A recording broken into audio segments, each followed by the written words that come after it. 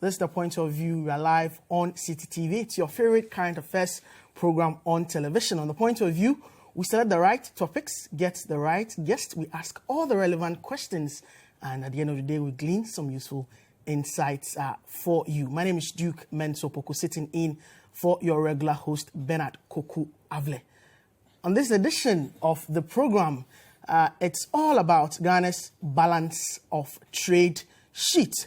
We've tagged it the import and export conundrums. How much have we exported in terms of the volumes of products outside the country, and how much have we brought in terms of the volumes of imports into the country? The show is live and interactive via the WhatsApp line 0550585832.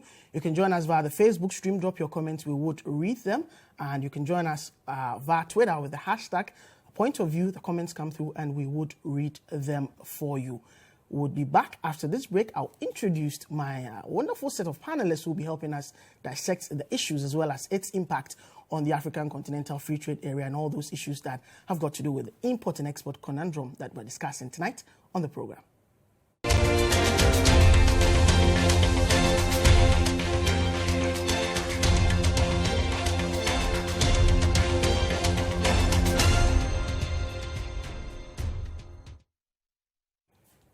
So we are told, per statistics and figures from the Ghana Export Promotion Authority, that in 2008 we did some $2.813 billion in terms of non-traditional exports, and there is the potential for the country to do more, especially as Ghana is going to play host to the Africa Continental Free Trade Area. That announcement was made earlier in the year at the African Union Extraordinary Summit in Niger. So I have with me some guests who would help me dissect the issues that is up for discussion tonight on the program. Let me begin to my immediate right. He is Vice Chairman of the Parliamentary Select Committee on Trade and Industry, himself an accomplished industrialist before he decided to step into the political arena. Atu Pamford, you're welcome, sir. Thank you very much. Next to him is Mr. Shonam Akpelu. I hope I got the name right. Akpelu. Akpelu. That is Chairman of the Association of Ghana Industries, the Accra chapter. Welcome, sir. Thank you. And my colleague opposite, that's what would have said if this was some parliamentary affair of some sort. Yes. The gentleman opposite to me is Mr. Alexander Dazawa. He's Director of Projects at the Ghana Export Promotion Authority. Welcome, sir. Thank you very much. So these are the gentlemen who will be helping us do justice to the issues in perspective tonight. Let me begin with you, Mr. Dazawa. In terms of the export and import situation in the country, I was just quoting from the 2018 report, the non-traditional exports that was prepared by the Ghana Export Promotion Authority. Yes. In terms of the export and imports, in terms of the statistics, in terms of the numbers, to give us a general overview of what we are currently doing as a country. Well, thank you very much for the opportunity, and good evening to all our listeners. It's a privilege to be on Point of View. Yes. This evening. Now, you rightly pointed out that 2018 total non-traditional exports. When we say non-traditional exports, it means all exports minus cocoa beans, gold, raw, minerals, and timber, and then to some extent electricity that we export to our neighboring countries. When we take these out, all other products that we export from Ghana are classified as non-traditional exports. And in total, as at 2018, we exported $2.813 billion, which was a vast improvement over 2017, where we 10%, recorded, 10%, because we recorded around $2.522 billion, which means that we are not performing that badly if you look at the data. But as you rightly said, we can do better than we did. And industry, contributed close to about 80% of this figure I'm talking about. That is manufactured products, i.e. our cocoa products, our fruits and vegetables processed, our fish products, and all those put together constitute about 80%. The rest of it is raw agricultural exports and also handicrafts. And so if you look at it in terms of sectors, we see that by and large our industrial sector is performing quite well. Even though, as I said earlier, if all the constraints are removed, the opportunity is there for us to do far more than we are doing now. But if we cast our mind back a little bit into the preceding years, let's say 2016 right down to 2013, there was a stalemate, what we call a plateau, where we were doing just about $2.5 billion, and it stayed at that level for quite a long while until, we had to come in strongly as an export promotion authority to do a number of things that actually led to that high jump that we saw. What accounts for that? Let me see, sudden upsurge in terms of the numbers from the plateau to let me see the point where there's a gradual increase in terms of the numbers that are being done. Due to certain interventions that the authority put in place, plus some of the work that AGI has done and all other companies have done, we've also seen quite a massive investment in the cashew sector. Cashew sector particularly, because cashew is quite a major product for us now. And maybe if we pay attention to it in the next few years, it could even rival cocoa. And cashew alone gave us almost close to about $300 million, in addition to what we were doing previously. And this was a conscious effort that we made as a strategic alternative to invest in the cashew sector and organize the sector in a way as to enable it to be quite attractive to buyers all over the world. And cashew is one of the products that are in very high demand because of its value in the international market. So coupled with also other interventions in supply capacity, enhancement for our producers, all these enabled that jump to come about. Let's look at the other side in terms of the imports, because it's the area that would, for instance, make us not really see the gains in terms of how much production we are doing. Because if we are producing, exporting, yet we are still importing, then there's a problem. So, well, from the import angle, we are an export promotion agency, so our primary goal is to see to it that Ghana's exports increase. But I can say that imports still constitute quite a chunk of what we do. We are all in this country, and we know how our appetite is for importation of things that we can produce ourselves. For example, rice.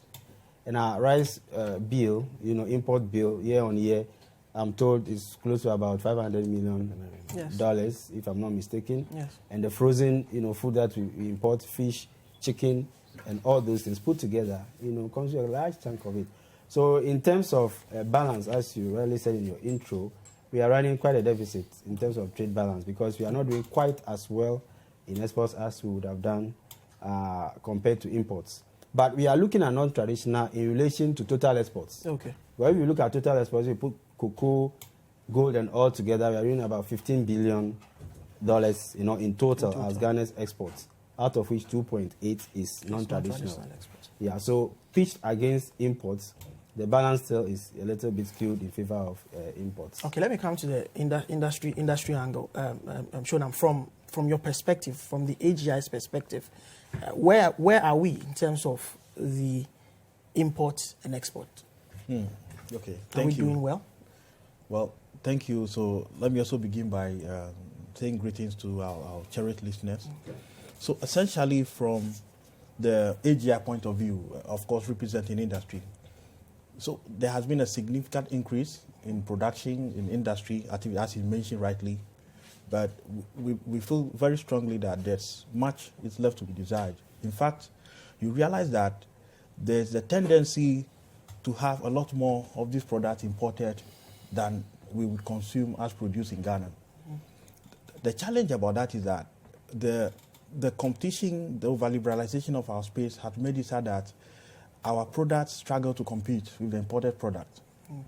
And so what we wish to see is to really see a very aggressive campaign that allows industry to do more in making sure that we increase local production, but at the same time, encouraging our citizens to consume, as it were, more of our locally produced products. By so doing, we can have a much more favorable balance of trade. Okay, so let me come to Mr. Pamford from policy and also from former. We are still running your company, so we're still running your businesses. So from my AGI and also from a policy lawmaking making perspective, I can see the budget is also right next to you. How well are we doing in terms of the state of play, export and import? Very well. Thank you very much. Let me take this opportunity to congratulate all industrialists in Ghana. And then, since we are in the African Industrialization Week, I think it's very, very important for us to at least, encourage everybody, every player within the whole system of industry, their contributions, small, big, because of the skills that we look at. But then let me say that we are here because some businesses or entrepreneurs took that opportunity to be able to take that bold initiative to go through the industrial processes, come up with a product, and then make sure that they put it on the market for us to be able to buy. One of the key things that we need to do as a nation, and then for me, as we put the industrialization agenda in front of us, there are three fundamental key things that we need to do. Okay. That we need to look at the kind of policy framework that the government has to support our industrialists. That's the small, medium, and then the large scale and everybody, all the players of the whole industry. And then fundamentally, if we start from a good policy, that is where, we will be able to govern ourselves in the kind of way that we. Then you have a law that will put the legal framework in a position that, it will be beneficial to your players. That is, for example, Ghanaian industries, for that matter. I believe that for us to be able to move ahead from where we are, the critical things that we need to look at is also the economic aspects that we find ourselves in. The economic bracket that we find ourselves in has been quite challenging for some time. Okay. Whilst you do your export, the first key thing that you must understand is that you are going to compete with other products outside, even within the zone where you are exporting your products to. Yes, that's true. And then you find out what are the laws there. Does it favor you as the exporter? And then, so this comes up to light that, we need to have an institution, an organization, an authority, like a Ghana Export Promotion Authority, to be able to spearhead and make sure that we have the right markets that our products can fit rightly into it. We've had this ECOWAS market. We will all know the challenges that at times we have even with our big brother, the kind of almost about 42 products or something plus, that they've formed these artificial barriers for us. But then the big picture is coming to when we have this AFTA, that's the Africa Continental Free Trade Area, which we'll be discussing into detail. But then, you see, the most important thing is that as we are entering the ensuing year, one of the key things that we need to ask ourselves that how prepared are our industries in terms of cost of capital, technology, legal aspects, and then standardization, and then apart from all, how are we packaging our products and services out there to compete? You see, for every product, one of the key things that we tend to forget about is how is it packaged. The bee will hop from one flower to the other, depending upon the color petals of the flower. Then when it gets closer, it sucks the nectar to see how sweet the whole product is. Then it sticks to it. So these simple issues are the things that I think our industries must start looking at. How are we packaging? And I think with this, Ghana Export Promotion Authority, together with the Packaging Institute in Ghana, should be able to collaborate and then find a very key way to support our industries, our local industries, to take that opportunity to be able to place and position the products properly on the international market. Okay. One issue which has really come up in our discussion, you mentioned the import bill of rice. Mr. Pamford has also just mentioned the issue of local production and boosting local production. One issue which we have taken up here at Citi TV and Citi FM has got to do with the promotion of local rice, especially. Yes. So we have this report that we would go on to watch, and later I'll come back and do the discussion around it. Very well. The Association of Rice Farmers in the Savalugu district of the Northern Region has over 200 rice farmers. Some of their members cultivate hundreds of acres of rice every year. They are contributing their quota to government's agenda to reduce rice importation by 50% in 2019. But what they do is not all rosy. They have teething challenges that can even throw them out of business. For farmers here at Nabogo in the Savalugu district of the Northern Region, their entire livelihood depends on their farm, especially rice cultivation. Most of the farms are ready for harvesting, but now that they have challenges with combined harvesters and also marketing, we do not know how they intend to deal with it, especially with the introduction also of bushfires and losing their entire investment in their farms. Al Hassan is one of such farmers, and I'm going to find out from him how he is going to deal with this challenge. Welcome to the Citi News, Al Hassan. Thank you. Okay, so your farm is ready for harvesting? Yes. Okay. Now, how much have you put into your farm? We have put so much, and because we don't do estimates for our farming, we can't tell exactly how much we put on the farm. We've invested so much in the farm that if it is ready now for harvesting, if we don't get combine to harvest it, some of our colleagues use sickless to harvest it, and through that the series it drops down, and when we put it down, rodents eat most of the series, so we've lost much of that, and fire to burn the crops, so we have so much problem about that.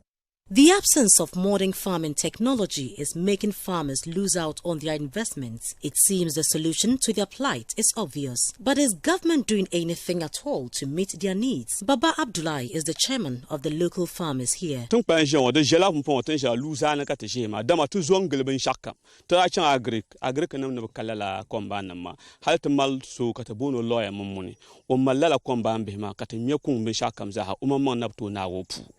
So la kro la ko komba nam dembien ama de no to twekom na kate yaron to dimishe na komo to lehme komo na be shinga fa mumma do ma abnya shinga fa mambo to abna san mine bor shinga fa shambo bo bor ka chele kar nan man kaman zakka bila na biara pun to din kap to nem de kara yiri shinga fa piel to so wala mi no ka shinga fa ma jema timini an nan sham chele to ko to dimi ma hana pungo komo te anyu ka komba ba man na ba ma na to piara pun za shinga fa en sam. As we stand now, we are in the verge, we are at the verge of collapsing because we don't know what to do now. There are combined harvesters, but those that can go into this type of farms when there is still water. As you see this rice, you see this is the type abrupt ones. Like you harvest it and it's still wet. There is some kind of wetness still in the moisture in it. That is the best one for them. But as it is now, no combine can go into this. But the time we will wait until the water is dry up, if we are not lucky, it might be consumed by fire. Currently, Ghana imports $331 million of rice annually. Government, through some programs, has resolved to reduce this by 50%. And there are some interventions that have been put in place. One of such is the growing and milling of rice locally. Avnash Industries Ghana Limited in Nyankpala, near Tamale in the Northern Region, has the capacity to produce 180,000 metric tons of rice. That's 3.6 million 50 kilogram bags of rice annually. Currently, the plant, which buys from local rice farmers in the Northern Region, only produces between 10 to 15% of their full capacity, which translates to 11,000 bags annually. So what accounts for the shortfall? David Adika is the marketing manager of Avnash Industries Ghana Limited. We bought 20,000 in the previous year, okay, and we are processing gradually and sending to market. You are still finding the paddy here because if we process them and keep, the finished product will lie for too long before going to market. All right? So we keep the raw material and we process based on the demand of the market. So if you go to the processing area, you will see very, very little stock of finished product there. But how is markets like? Well, we are growing very slowly. In fact, very, very slowly. Institutional buyers are not coming in yet. So all our efforts at selling currently is directed at the consumers, direct consumers. And we are in the process of teaching them the benefits of the more nutritious parboiled rice, which is coming from our land. Al-Hassan and his colleague farmers here fear they may lose their livelihoods if government does not intervene urgently to assuage their plight. For now, like if we can get 1 week to harvest it, that would be okay. And for now, there is water inside. If we can get the Corolla combines, they will help us to harvest it. But for now, we don't get any of them. So we are appealing to the government. If we can get the Corolla combine harvested to do that for us, we will be grateful, because most of we, the farmers, our everything, we get that from the farm. So when we don't harvest anything through that, we're not able to get money to do our social activities. So if I understand you correctly, as it stands now, you are not sure how you are going to harvest your rice, and you may lose it. Yes. If our Avnash is not able to come and buy, or we are not able to harvest them, then our life is in danger, because we use huge money to invest in the farms. And if we are not able to get them back, then that means we have lose a lot of money through that. So that would be a very big problem for us. Now, how bad is the situation, and how much are we looking at you losing? I mean, if you can just quantify it, like how much have you put in? And if you sell the 30 acre of rice, how much are you going to get from that? You can get 10,000 Ghana cedis when you are able to harvest all at time. But if we are not able to harvest that on time, that would be a very big loss to we, the farmers. Through the rice farming, we are able to get money to pay our school fees, get food through that to eat and feed our families too. Yeah. So that is your source of livelihood? Yes, that's what we do for living. Yeah. Wow. Al-Hassan, good luck. Thank you. Right, so this is the plight of a farmer here in Nabogo in the Savelugu district. Now, they are just at a loss, because the only people that they have hope in to purchase their produce, that's the Avnash Industries Ghana Limited, says that they have so much in stock because they also have their own challenges with marketing. And so the rice is still on the farms. They don't know what is going to happen. They don't have equipment, machines to harvest the rice. And even when they are harvested, they do not know who. So that's Freeman's report from Nabogo, somewhere in the northern part of the country, raising issues of harvesting, mechanization, marketing, as well as some other issues. Well, let me come to my panelists. Let me give you the opportunity to respond to some of the issues in this report, which, typifies kindly the challenge with local production of most of the products that can actually put us there on the map. Look at how much we import in terms of rice. Thank you very much. One thing that we need to understand is that, information is key in this modern age. And then as a farmer, before you move into even cultivating, I think there are some basic information that you need to take irrespective of where you want to do your business. Let me say quickly that one of the key things that the farmer can do is to contact the district assembly. We have agric directors at all the district assemblies. We have extension officers too there.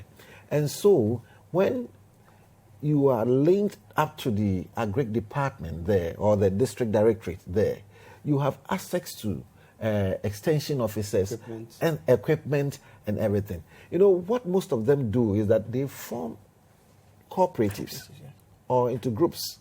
And so that having these equipment and other facilities from the agric department through the assembly becomes quite so easy. But what happened to the ministry, or say the government agencies reaching out rather to these farmers? That is what I'm saying, is that there might be some gap somewhere there, because under the planting for foods and jobs, this is one of the key issues that we are looking at as a government.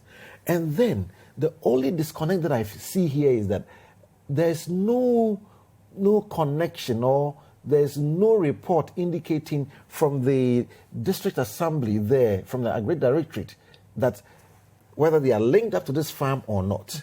You said, and I think that your reporter could have done also even more extensive work to contact the district Agri Directorate to find out from them whether they are aware that such farms are there. This is the challenge. This is a challenge most of our farmers face.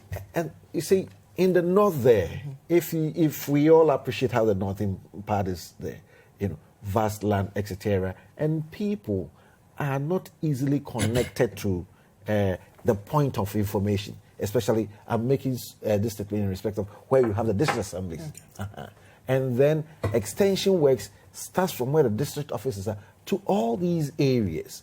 I see a clear gap that there should be some connectivity between the district agri directorate and these farmers. Okay. And then, so out of these, I think quickly the district agri directorate must be able to reach them. You see it? And I believe that from even the first day that you start preparing your farms and etc., they must be linked up together. As the world's some of your aggregators are part of the AGI, yes. And these are some of the issues that are really bedeviling the impact of what they can really do as industrialists or as to be honest, this story is really alarming.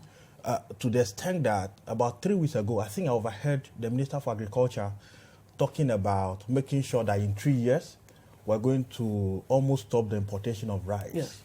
And here we are having a young, very great young man doing rice production and cultivation. My view would be that by now we would have put in all measures to ensure that we're not only just supporting people in farming, but in actually making sure that we go through the entire process of harvesting and off to the market. And so to the extent that we have a situation where the young man is so helpless, as you can see from the video, it's unfortunate in my view. I believe that whichever way, whether there's an information asymmetry and so on, somebody must take the leadership quickly and move in to ensure that this challenge is resolved. But not only resolved, but to ensure that this doesn't happen in the future. Because you cannot talk about self-sufficiency without putting in the measures to promote local production. And this is a typical example of local production. And this is the only way the nation will develop if it ever going to be developed. Well, maybe what I also chip in is that, because of these things that two key national institutions have been established. One is the buffer stock company, and the other one is the commodity exchange. Yes. Their primary objective is to move in situations like this and mop up, excess supply, excess production, and stock in order to release during scarcity times or lean seasons and things like that. And these are very important agencies, and I'm sure that by this report, the authorities there would be, alerted to it, and the right things will be done. On the part of Ghana Export Promotion Authority, there are certain crops which we call staple crops, for example, rice, beans, soya bean, and things like that, that are what we call mainly food sufficiency crops, of which we want to first ensure that Ghana is sufficient in production before we think about export. So it doesn't, for example, rice has not really come too much into the picture when we are talking about immediate exports crops which are potential, but we have to look at it. Yes. Already, GEPA management having, this is not the first time we've watched this. We've also seen it a few places, and we are taking some action to see how far we can go in order to connect them to some markets, even if regional markets. All right. We'll see what we can do. Okay. We'll take a break here. We'll take a break here. We'll take a break here. When we come back, we'll delve into the other issues for discussion on Point of View. We'll be back.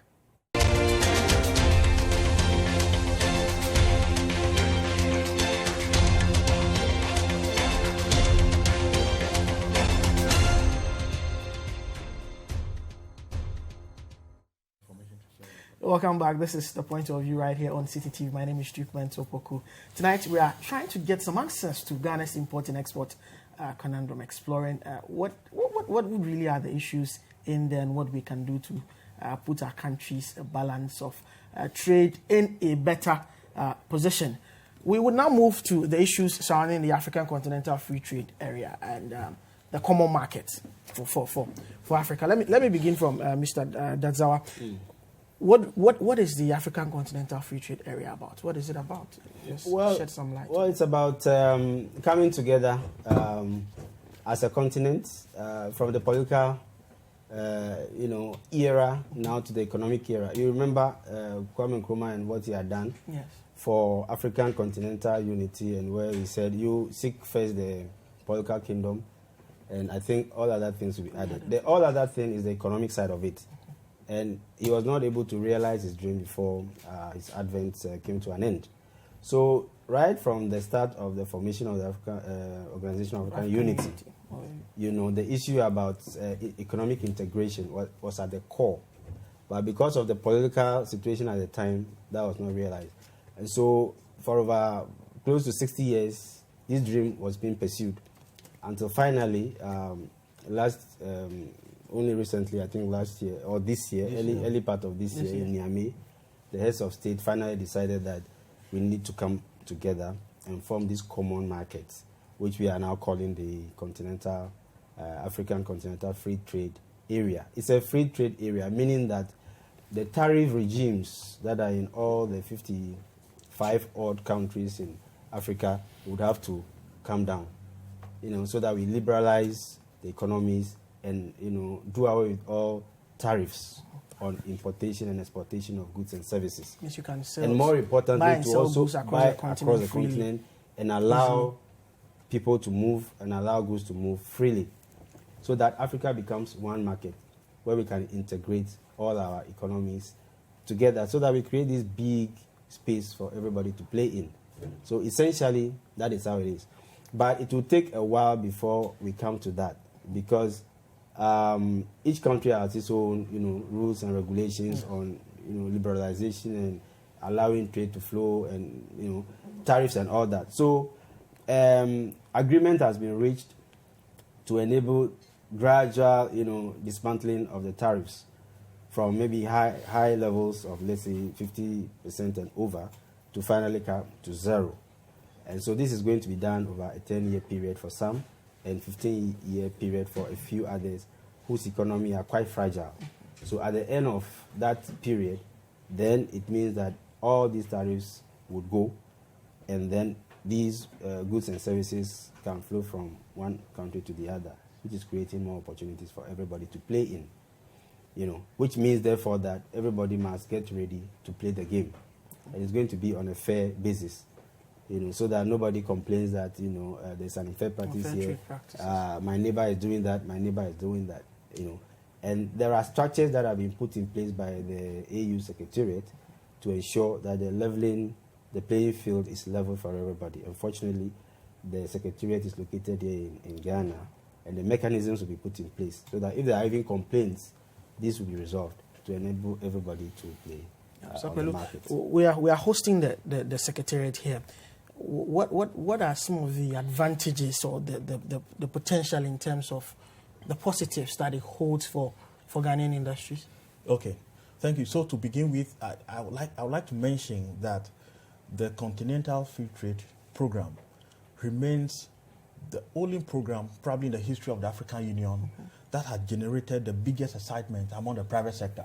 So for the first time, we see several business people, even ordinary people on the street, talking about it, which is a big deal. What it means is that the consequences will be very huge, given that you are going to open your borders to 54 countries to trade as though they were here. And it means a lot of measures must be put in place to ensure that we're competitive. Merely having the head office here in Accra cannot give us much.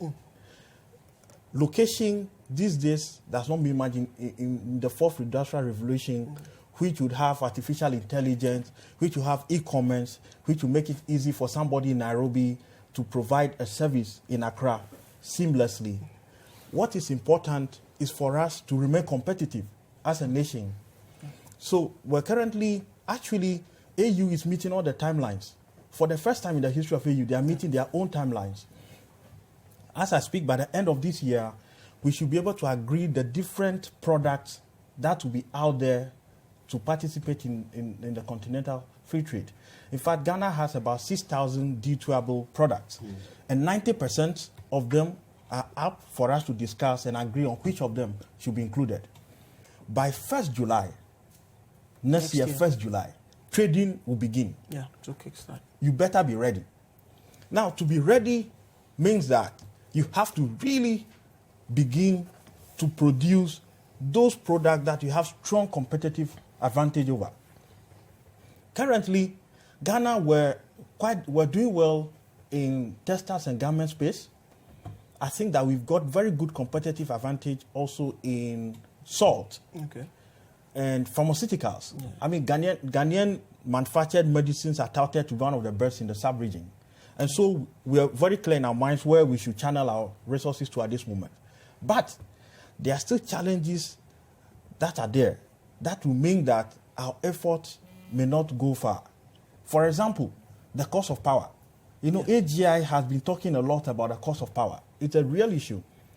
As I speak to you, the cost of power constitutes about 30% of the entire production cost. And 30% is significant.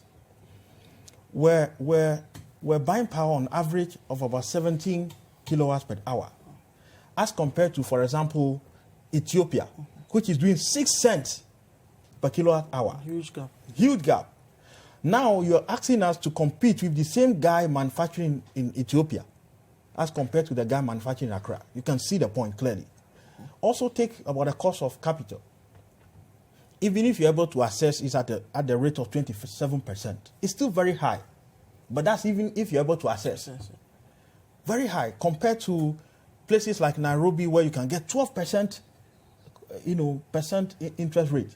So we're saying that in as much as government is doing a lot of work to support this program, to be honest, government has done something. I know that from June to now, government has reduced the tariff on power about 17%. Yes. So that's good. But that's in the grand scheme of things, it's still very insignificant. So we're saying that government must do more in making sure that we're really competitive. But what is the level of engagement, say, between government, Ministry of Trade and Industry, and AGI to ensure that our local firms are positioned so that, I mean, we don't have the headquarters at our backyard, but yet we will not have any real benefit in terms of its impact to us? What's the level of engagement between government and the industry? So, as you know, AGI is extremely involved. As I speak, we're involved in even discussing the very product to be on the list and so on. At the same time, we're very involved in the One District, One Factory initiative, very heavily. So we're fully engaged. But you see, at the end of the day, it's the policy people who have to then make the decision. We can only lobby, we can only speak to them and ask them to do what is needful. But we're saying that we're sitting on a time bomb, really, because otherwise you wake up and then Ghana will be flooded with products that are cheap and you'll be helpless. Can't compete. Really. And there are issues also about standards, because, mind you, most of our businesses are SMEs. Yes. And so they struggle with so many things, including standards. Yeah. We're going to have centralized continental standard authority. And every product must meet that standard to be tradable in this open continental area. And we're asking government to make sure that our SMEs are supported to have all these standards in place in order to compete. In terms of the laws and policy to be able to fully take advantage of even the level of awareness, are we ready? Thank you very much. I think from where I sit, I'll say that we are almost ready. Because, even though we have about 6-7 months? Yeah, because if you look at the budget and the economic policy statement that was read in Parliament, the ministry has given an indication how we have to position ourselves with certain strategic anchor, industries. And then, with your permission, let me just draw listeners and viewers' attention to this key. If you look into the whole budget statement, and then you get to paragraph 753. Anytime a budget statement is read, as a business person, you take a very important attention to certain of the areas that involves you. Okay. And for industry, if you may permit me to read, 7536, Mr. Speaker, the Strategic Anchor Industries Initiative is one of the key components of the 10-point industrial transformation plan of the ministry, designed to diversify and transform the economy by creating new pillars of growth. Okay, and then it goes on for the key strategic industries under the initiative are petrochemical. It goes on to say integrated aluminum and bauxite. Then you go on to say iron and steel. Then pharmaceuticals, like my good brother said. Vegetables and oils. Then it means you are drifting into the agro-processing areas. Then you move into the fatty issues that says particularly oil palm. Wow. Then you go on to say cassava, industrial chemical base, and salt, like he did mention. So these are the key things that the government has given indication. So if you come or you go to AGI, you look at the sectors. Which sectors fall under these areas? So quickly what AGI should do is that put those sectors to place and then look at the medium and the large companies there to look at how to position it up, and then draw back and look at which of the smaller companies will be able to do some subcontracting components within the whole industry, so that we can focus on but these most of the time areas. we have these nice, wonderful plans sitting in our budgets and the rest. What are the practical steps we are taking to ensure that we realize some of these goals as beautifully set out in plans like this? You see, what we will say, he made mention of power. Power is very key in terms of industry, in terms of productivity. One of the key things that we will say is that we need to move on as a nation, and that's what the new thinking and the new direction is like, to look at a differential tariff in the system, whereby, all over the years, domestic users of the power pay lesser than your industry. Yeah. We need to change that paradigm and make sure that industry, the cost of power to industry is more cheaper than what individuals. So it means we use the light or power just to sleep and then look at things around us. But those who are going to be more productive are rather paying high cost. 30%, if you work the numbers and you look at 30% of the cost of your production, then it's on the higher side. But let me say this, what is government doing about it? What our government is trying to do is to make sure that, like he did, confirm, we bring the cost of power down a bit. And then but he also said that in the scheme of things, this is not really. No, you start. Look at the kind of generation that we have. We have a mixed generation. We have a mixed generation, and then the challenges that we have in our whole power generation systems. If you look at the transmission losses percentage, close to about say 24% or something, it's quite on the higher side. You need efficiency to produce up so that you can pass it on. Okay. And that is the reason why we're looking at how do we work these things out, the coming in of PDS, etc., that sort of thing. These are all issues that the government is trying to make sure. And then, government still insists that we are going to make sure we transform ECG to make sure that, look, all these transmission losses and etc., generation losses, transmission losses are not passed on to the industries. And so there is an agenda to make sure that we get that. But now, looking at the legal framework of all these things to make sure that we get ourselves prepared for that.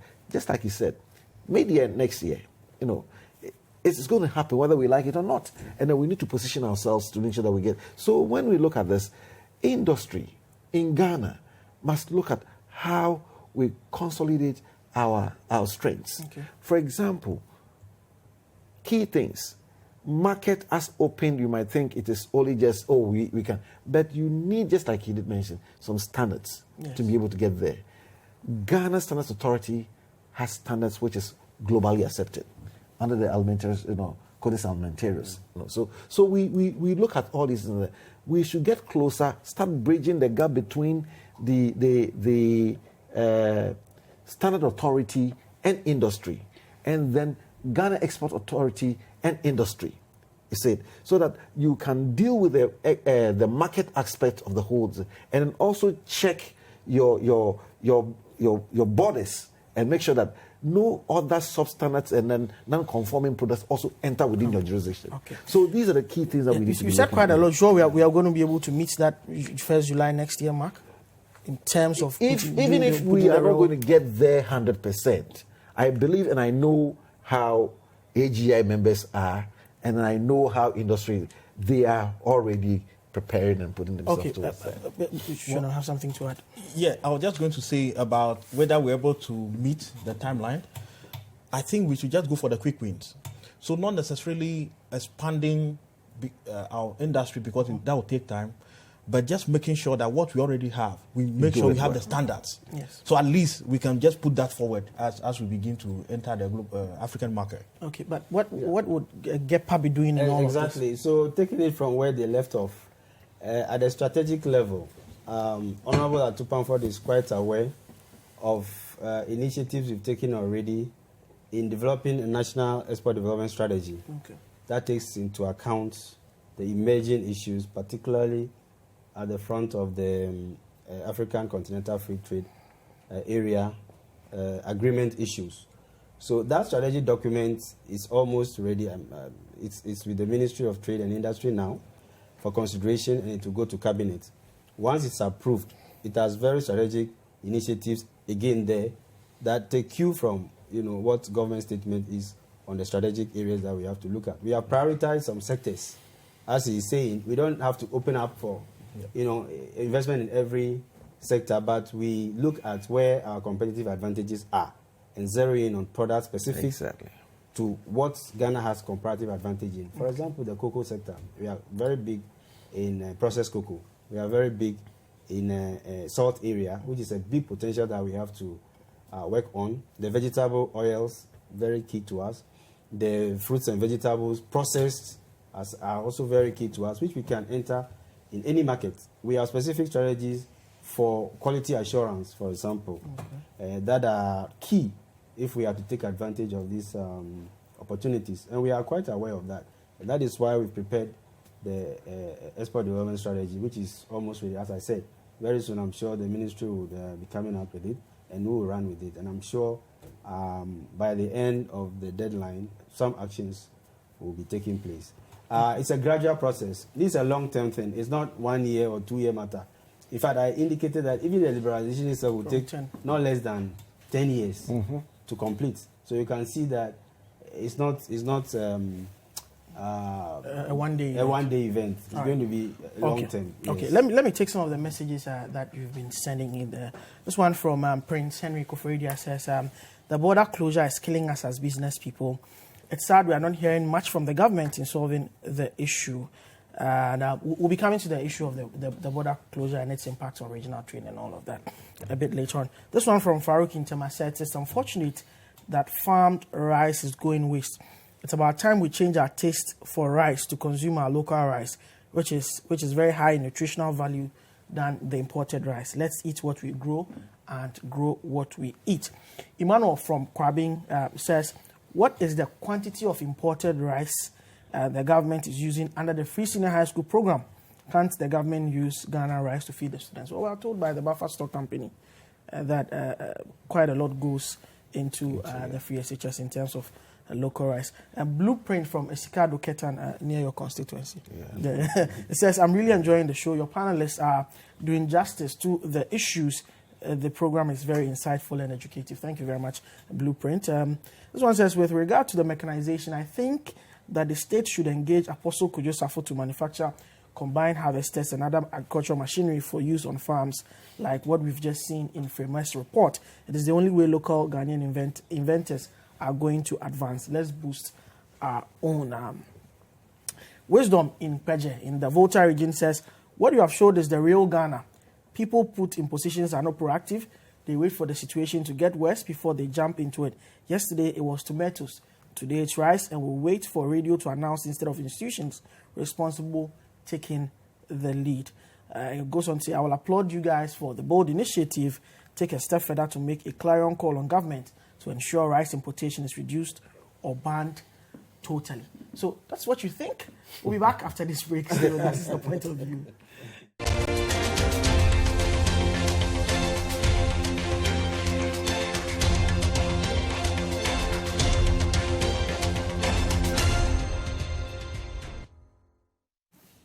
Welcome back. This is the point of view right here on Citi TV. We're trying to unravel the conundrum that's between Ghana's imports and exports. I have in studio at Pamford, he is Vice Chairman of Parliament's Trade and Industry Committee. We have Chunam Akpanu.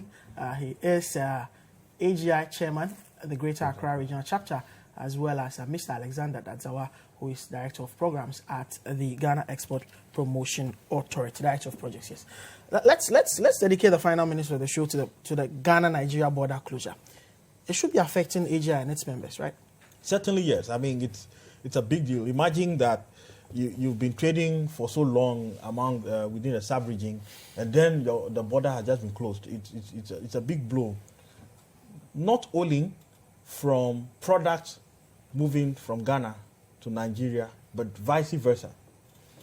And there has been significant engagement. I mean, the AGI hierarchy, they've gone to Nigeria to understand what's happening. We pick indications that by January ending, they should open the It's actually been extended to the end of January. So that's the Benin-Nigeria border. Yes. Up until January, they are not going. They're still going to keep up with what they are doing. Yes, but I have seen a minute of meeting between the Ministers of Foreign Affairs and Finance from Nigeria, Benin, and Niger Republic. And in that meeting, they had agreed to work together to open the border and so on. So you look at the minutes, you wonder why they closed it to begin with, because clearly, if they are that committed, they are checking smuggling and boosting local production as well. And from the report that has gone to Nigeria's Senate, it looks like the numbers are going up, and something that's what actually occasioned the extension to the end of January. But in terms of how it's affecting, can you give us some numbers from the? I'm putting you on the spot, maybe, but no, that's fine. What I'm saying is, this is a big blow to the whole ECOWAS liberalization scheme. Yes, it's extremely unfortunate. I mean, it's affecting. Imagine you're moving your products from here and then you're blocked at the port. It's terrible. I wish I can give you specific numbers, but the truth is that AGI is entirely against it. I mean, we're not going to support this, and we hope that it never happens again. Okay. Well, what's being done at the? I know last week 2 weeks ago, the Foreign Affairs Minister in Parliament said he was going to brief the House in a matter of days about how far government had gone with engagement at the diplomatic level with a counterpart in Nigeria. But what's Parliament's committee doing about it? Yeah, thank you very much.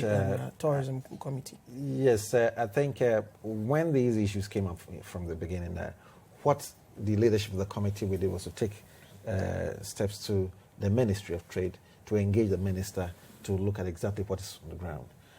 Before that time, we had also had complaints from GUTA and etc. And then I think GUTA already had their issue before our committee, and a joint, committee, that's the defense and, trade industry. That's a joint committee before us in respect of the issues that happened in Kumasi, etc., locking up of stores and etc. And all of a sudden, this also issue came in. So we had to now find exactly what was really going on. So we had an engagement with the minister.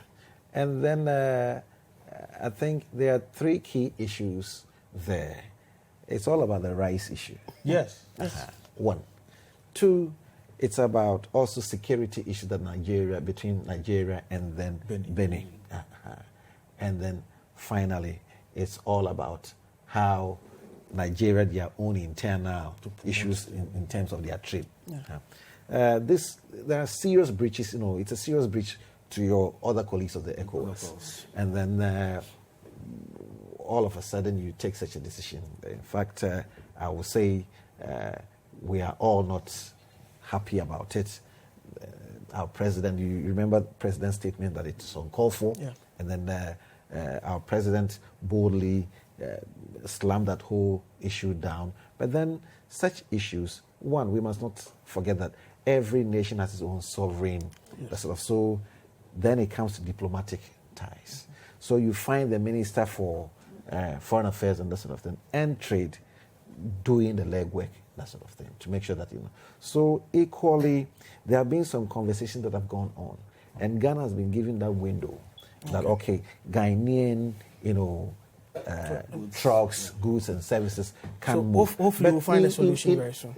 Very soon, very soon. All right. But I then, wish we had time to yes, to go the on. foreign minister, was supposed to brief the whole parliament about it, but because of the budget issues, I think it was good. But she will come back in the final. But we're making very serious headway, in respect of that. And okay, we'll find our goods and services. All right, thank you very much, the Honourable Atupan, for this Vice Chairman of the Parliamentary Committee on Trade, Industry and Tourism, Mr. Chonam Akpelu, as Chairman of the AGI, that's the Association of Ghana Industries, the Greater Accra chapter, and Mr. Alexander Dadzawa is Director of Projects Ghana Export Promotion Authority. Thank you, gentlemen. And thank you to you at home for doing the viewing. My name is Duke Mensokoko. I sat in for your regular host, Bernard Koku Avle. This has been The Point of View. Enjoy the rest of our programming. Keep watching Citi TV.